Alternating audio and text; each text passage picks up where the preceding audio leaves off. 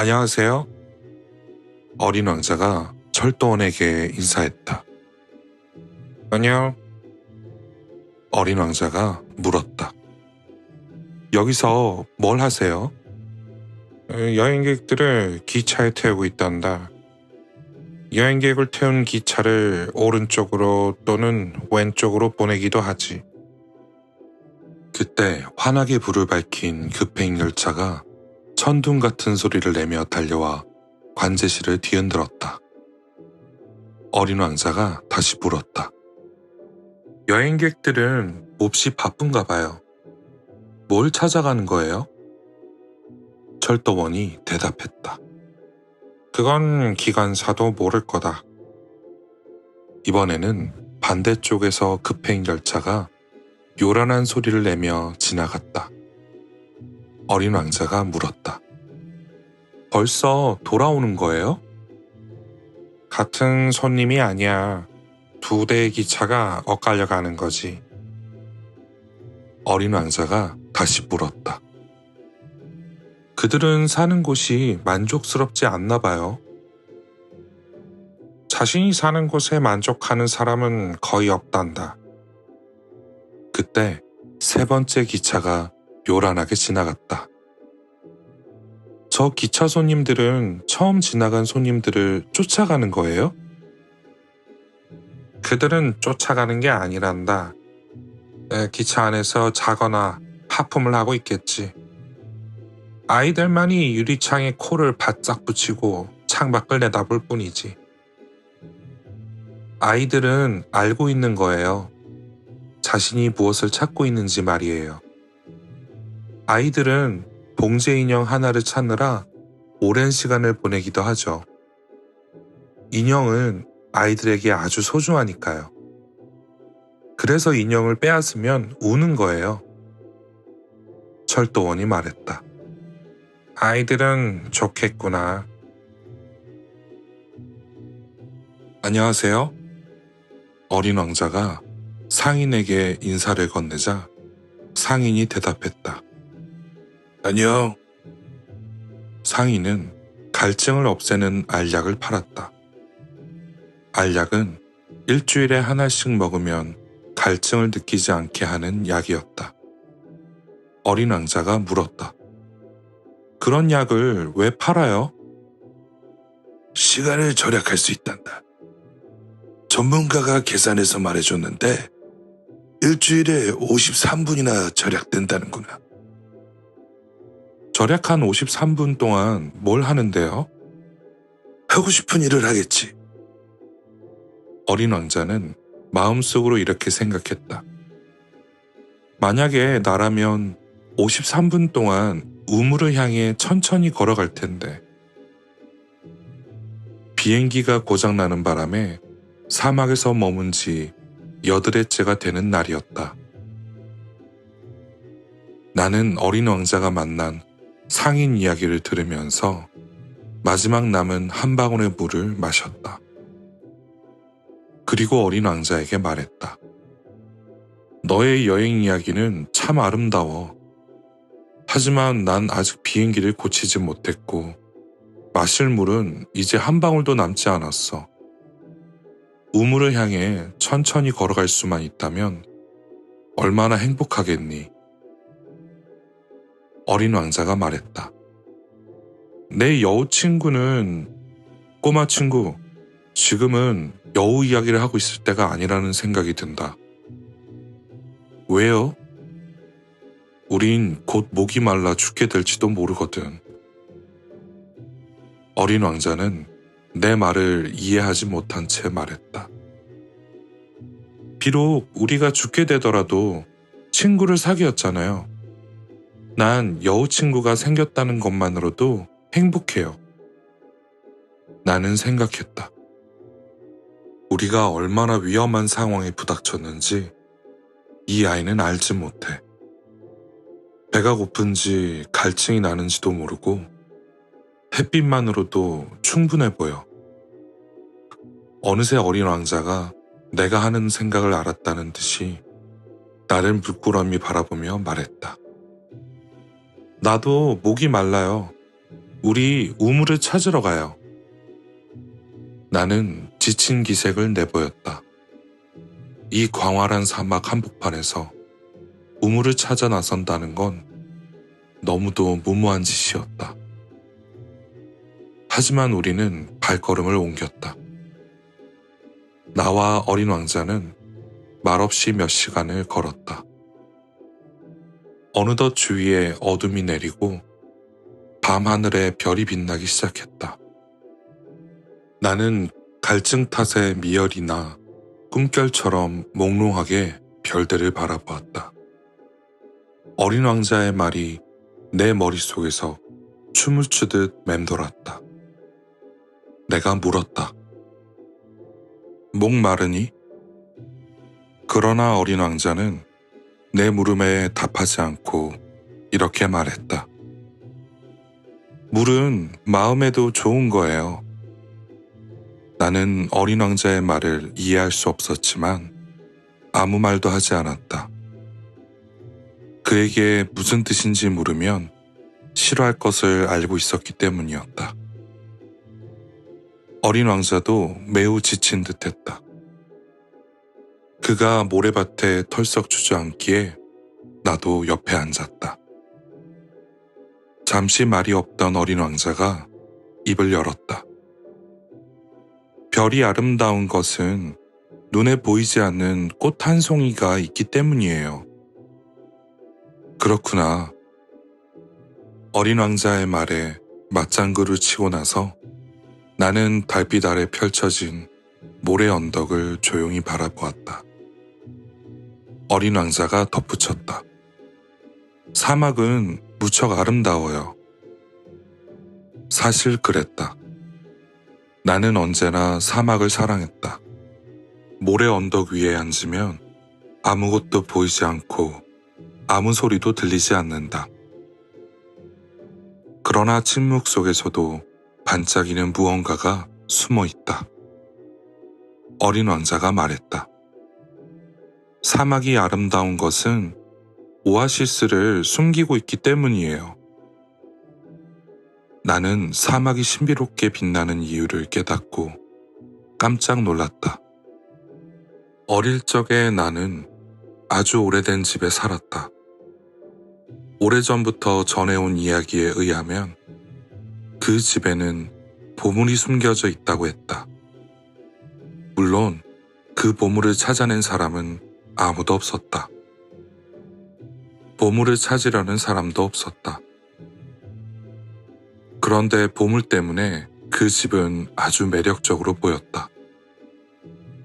내 집은 보이지 않는 깊숙한 곳에 비밀을 숨기고 있었던 것이다. 나는 어린 왕자에게 말했다. 그래, 집이나 별, 그리고 사막을 아름답게 빛내는 건 눈에 보이지 않아. 아저씨가 내 여우 친구와 같은 생각을 하고 있다니 기뻐요. 어린 왕자가 잠이 들어서 나는 품에 안고 걷기 시작했다. 기분이 묘했다. 부서지기 쉬운 소중한 보물을 안고 가는 기분이었다. 이 세상에 이보다 더 연약한 존재가 있을까 싶었다.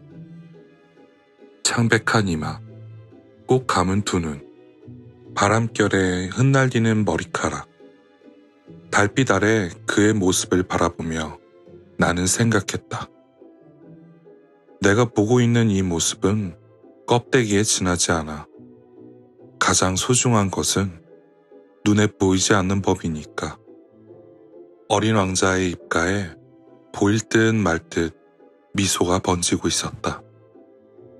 그 모습을 바라보며 나는 또 생각했다. 잠든 어린 왕자가 내게 이토록 감동을 주는 이유는 아마도 꽃 한 송이를 향한 그의 간절한 마음 때문일 거야.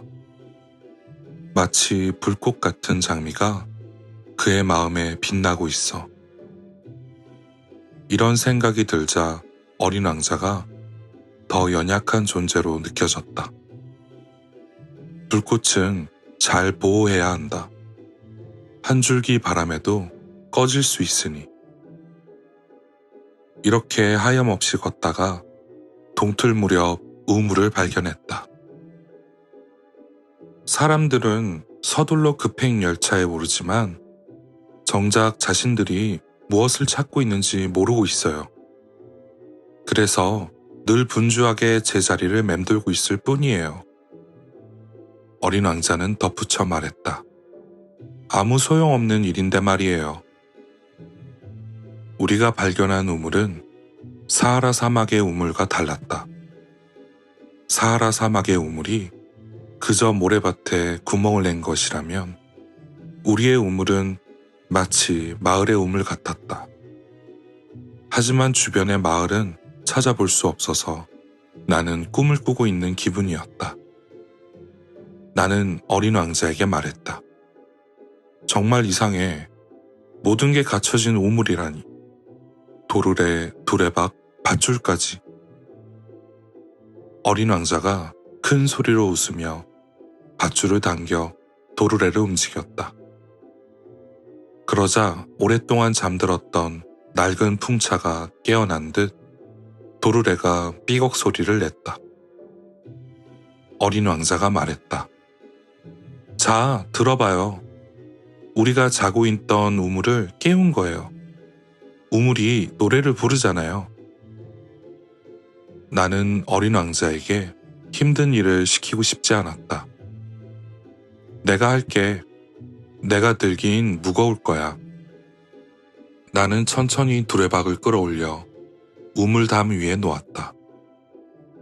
도르래의 노랫소리가 쟁쟁하게 울려 퍼졌고 출렁이는 물속의 햇살이 일렁였다. 물을 보니까 목이 말라요. 물 좀 주세요. 그제야 나는 어린 왕자가 찾고 있는 것이 무엇인지 알 수 있었다. 나는 두레박을 들어 어린 왕자의 입에 가져다 댔다. 그는 눈을 감고 물을 마셨다. 우리는 축제를 맞이한 사람들처럼 즐거워했다. 그 물은 분명히 우리가 먹던 물과 완전히 다른 것이었다.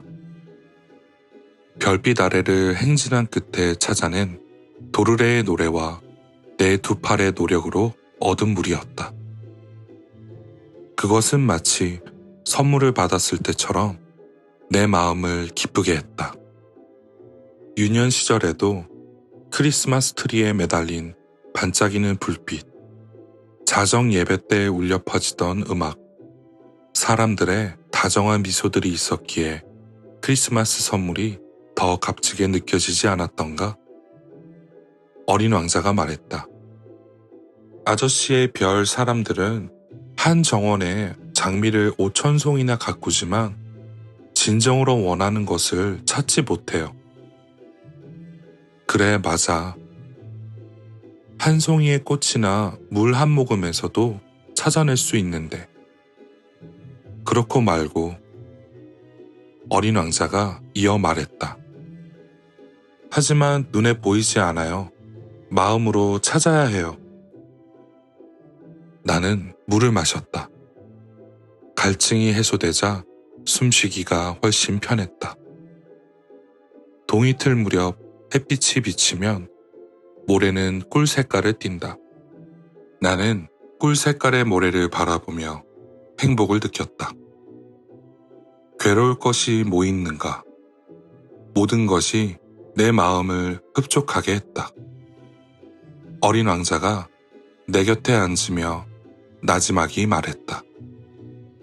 아저씨, 약속은 꼭 지켜야 해요. 무슨 약속 말이냐? 약속했잖아요. 내 양에게 입마개를 씌워준다고. 나는 그 꽃을 책임져야 하니까요. 나는 주머니에서 끼적여 두었던 그림들을 꺼내 들었다.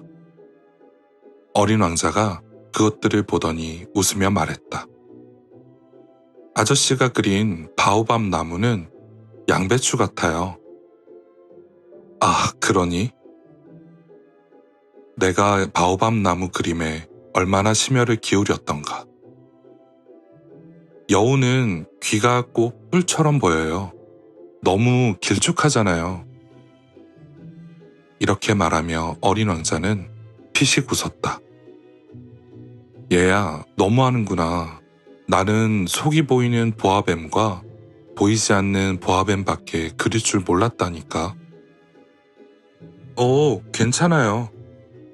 아이들은 다 알아보거든요. 그래서 나는 연필로 굴레를 그렸다. 그 그림을 어린 왕자에게 내미는데 가슴이 미어지는 느낌이 들었다. 나는 이제 내가 앞으로 어떻게 할지 궁금하구나. 하지만 어린 왕자는 내가 하는 말에 대답하지 않고 이렇게 말했다. 내일이면 내가 지구에 온 지 1년이 되네요. 잠시 침묵하던 어린 왕자가 다시 말을 이었다. 이 근처 어디였는데? 어린 왕자가 얼굴을 붉혔다. 그 말에 나는 왠지 모를 슬픔이 밀려왔다. 우리가 만난 날 아침에 사람이 사는 마을에서 수천 킬로미터 떨어진 이곳을 내가 혼자 걷고 있었던 것은 우연이 아니었구나. 내가 떨어졌던 곳으로 돌아가려던 거였니? 어린 왕자는 다시 얼굴을 붉혔다. 나는 잠시 머뭇거리다가 다시 물었다. 혹시 1년이 되어 돌아가려고 했던 거니? 어린 왕자는 내가 묻는 말에는 대답하지 않고 얼굴을 붉혔다. 아마도 내 말이 맞는 듯 했다. 나는 겁이 난다. 어린 왕자가 말했다. 아저씨는 이제 일을 해야 하잖아요. 아저씨의 기계가 있는 곳으로 가요. 나는 여기서 아저씨를 기다리고 있을게요. 내일 저녁에 다시 와요. 나는 두려웠다. 어린 왕자가 들려주었던 여우 이야기를 생각났기 때문이다. 누군가에게 길들이면 눈물 흘릴 일이 생긴다는. 우물 옆에는 낡아 허물어진 돌담이 하나 있었다. 다음날 저녁에 일을 마치고 돌아와 보니 어린 왕자가 돌담 위에 두 다리를 축 늘어뜨리고 앉아 있었다. 어린 왕자의 목소리가 선명하게 들렸다. 기억이 안 나? 아무리 생각해도 여기는 아닌 것 같아. 누군가가 대답이라도 한 듯 어린 왕자가 대꾸했다. 아니야. 날짜는 맞는데 장소는 여기가 아니야. 나는 서둘러 돌담으로 갔다. 아무것도 없었다. 누군가의 목소리도 들리지 않았다. 그런데 그는 다시 대답했다. 맞아, 모래 위에 찍힌 내 발자국을 잘 보라고. 어디서 시작됐는지 말이야. 거기서 날 기다리면 돼. 오늘 밤에 그곳으로 갈 테니까. 나는 돌담에서 20m쯤 떨어진 곳에 있었지만 여전히 아무도 눈에 띄지 않았다. 어린 왕자는 잠시 침묵했다가 다시 말을 꺼냈다. 내 독은 어떠니? 오랫동안 아프게 하지 않을 거지? 나는 가슴이 두근거려 그 자리에 멈춰 섰다. 무슨 말인지 도무지 알 수 없었다. 이제 그만 가. 난 내려가고 싶어. 그제야 나는 돌담 아래를 내려다보았다. 순간 너무 놀란 나머지 심장이 멎는 것 같았다. 돌담 아래에는 몇 초 만에 사람들을 죽일 수 있는 노란 뱀 한 마리가 몸을 꼿꼿이 세운 채 어린 왕자를 응시하고 있었다. 나는 권총을 꺼내려고 호주머니를 뒤지며 달려갔다. 내 발소리가 나자 노란 뱀은 꺼져가는 분수처럼 모래 속으로 쓱 미끄러져 들어가 작은 쇳소리를 내며 돌틈으로 몸을 감췄다. 나는 돌담 아래서 눈처럼 하얗게 질린 어린 왕자를 끌어안았다. 도대체 어떻게 된 거야? 이젠 뱀하고도 얘기를 나누다니. 나는 어린 왕자의 목에 둘린 금빛 머플러를 풀었다. 그의 관자놀이를 눌러 마사지하고 물을 마시게도 했다. 이제는 그에게 무슨 질문을 어떻게 해야 할지 엄두가 나지 않았다.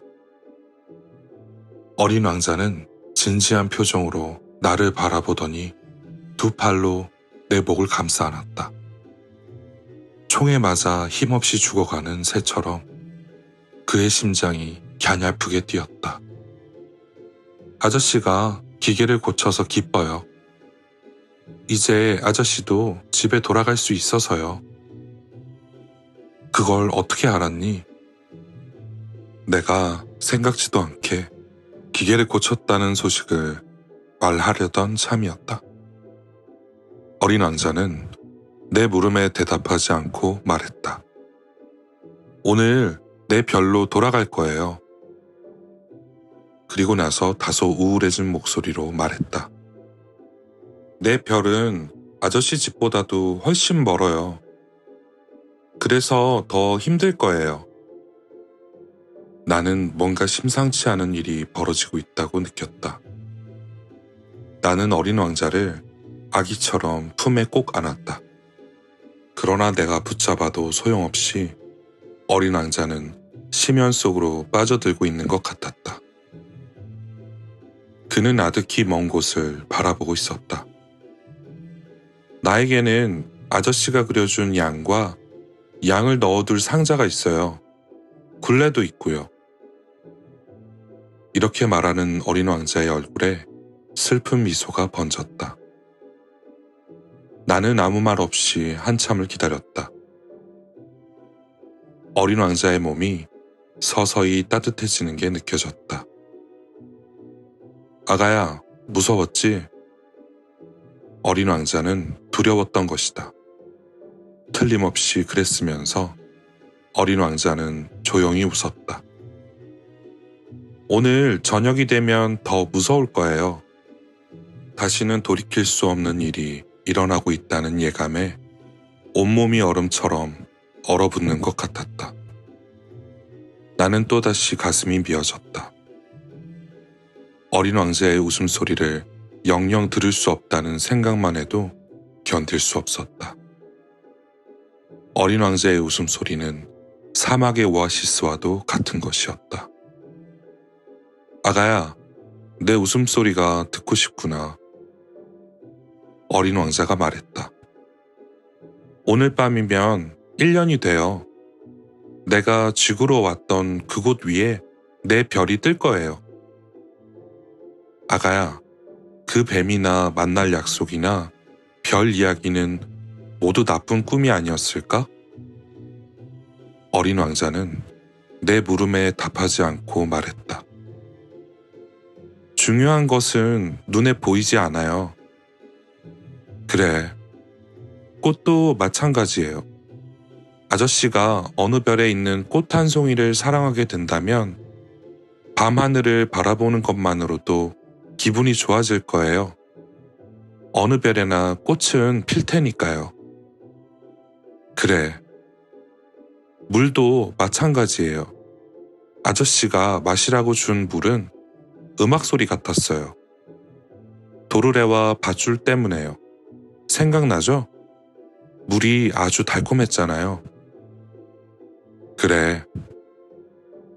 밤마다 별을 바라보세요. 내 별은 너무 작아서 어디에 있는지 가르쳐 줄 수도 없어요. 하지만 그게 더 좋을 거예요. 그래야 아저씨가 어떤 별을 바라보든 즐거울 테니까요. 밤하늘의 모든 별이 아저씨의 친구가 될 거예요. 이제 아저씨에게 선물을 하나 줄게요. 이렇게 말하고 어린 왕자가 웃었다. 아, 그래.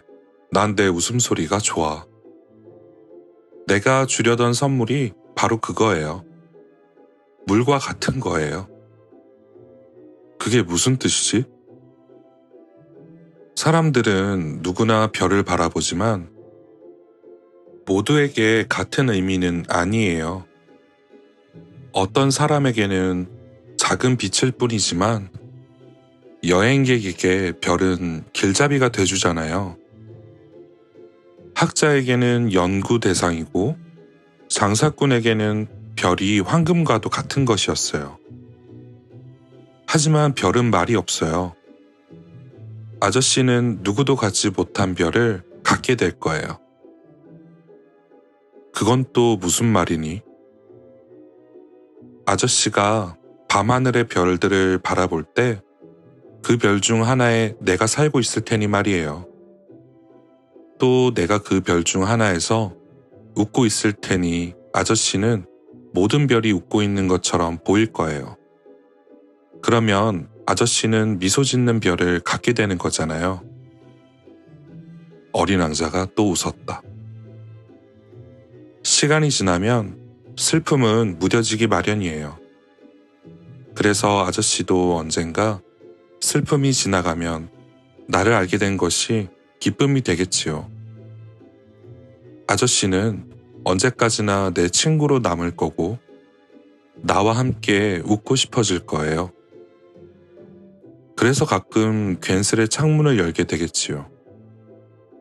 아저씨가 밤하늘을 보고 웃음 짓는 모습을 보고 친구들이 놀라면 저 별들은 항상 나를 웃음 짓게 해 하고 말해주세요. 친구들은 아저씨가 이상하다고 생각할 거예요. 내가 아저씨에게 아주 짓궂은 장난을 친 게 되겠네요. 그리고 그는 또 웃었다. 그건 별 대신에 웃을 줄 아는 조그만 방울을 잔뜩 준 셈이 되는 거예요. 이렇게 말하고 어린 왕자는 또 웃었다. 그러더니 곧 심각한 표정을 지었다. 오늘 밤에는 오지 마세요. 난 네 곁에 있고 싶어. 난 무척 아파 보일 거예요. 죽어가는 것처럼 보일지도 몰라요. 그러니 오지 마세요. 올 필요 없어요. 난 내 곁을 떠나지 않아. 그러나 어린 왕자는 걱정스러운 목소리로 말했다. 내가 아저씨에게 오지 말라고 하는 건 뱀 때문이기도 해요. 뱀이 아저씨를 물면 안 되니까. 뱀은 아주 심술궂어서 장난삼아 아저씨를 물 수도 있거든요. 그래도 내 곁을 떠날 수 없어. 그러다 어린 왕자는 조금 안심이 된다는 듯 말했다. 하긴 뱀이 두 번째 물 땐 독이 없긴 하지. 그날 밤 나는 어린 왕자가 떠나는 모습을 보지 못했다. 그는 조용히 떠나버렸다. 내가 어린 왕자의 뒤를 쫓았을 때 그는 빠른 발걸음으로 서슴없이 걸어가고 있었다. 어린 왕자는 나를 보며 이렇게 말할 뿐이었다. 아, 아저씨 왔네요. 그리고 나서 내 손을 잡으며 걱정했다. 아저씨가 여기 온 건 잘못이에요. 많이 힘들었을 텐데. 내가 죽은 것처럼 보이겠지만 그렇지 않아요. 나는 아무 말도 하지 않았다. 아저씨도 알다시피 내 별은 아주 멀어요. 이 몸으로 갈 수가 없어요. 너무 무겁거든요. 나는 여전히 아무 말도 하지 않았다. 내 몸은 아무렇게나 버려진 껍데기처럼 보일 거예요. 낡은 껍데기만 남았다고 슬퍼할 건 없어요. 나는 대꾸하지 않았다. 그는 조금 풀이 죽어 보였다. 하지만 곧 힘을 냈다. 정말 근사할 거예요. 나도 별들을 바라볼 거예요. 모든 별이 도르래가 있는 우물로 보이겠지요. 모든 별이 나에게 마실 물을 줄 거예요. 나는 아무 말도 하지 않았다. 정말 재밌을 거예요. 아저씨는 5억 개의 작은 방울들을 갖고 나는 5억 개의 우물을 갖게 될 거니까요. 그리고 그도 입을 다물었다. 그는 울고 있었던 것이다. 저기예요. 이제 혼자 갈게요. 어린 왕자는 무서웠는지 그 자리에 주저앉고 말았다. 어린 왕자가 말했다. 아저씨, 난 내 꽃에게 책임이 있어요. 내 꽃은 아주 연약하고 순진해요. 하찮은 가시 4개로 자신을 지키려 해요. 나도 더는 그대로 서 있을 수가 없어 주저앉았다. 그가 말했다. 자, 이제 다 끝났어요. 어린 왕자는 잠시 망설이는가 싶더니 이내 몸을 일으켜 한 발 한 발 발을 내디뎠다. 나는 꼼짝할 수 없었다. 순간 어린 왕자의 발목에서 노란 빛이 반짝였다. 그는 잠시 그대로 서 있었고 소리치지도 않았다.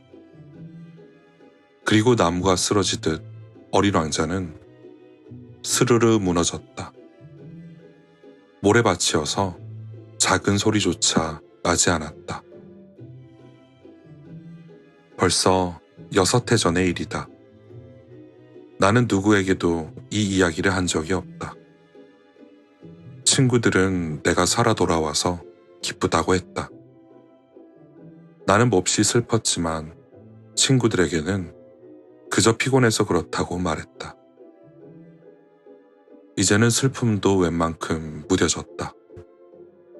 정확히 말하자면 슬픔이 완전히 가신 것은 아니라는 뜻이다.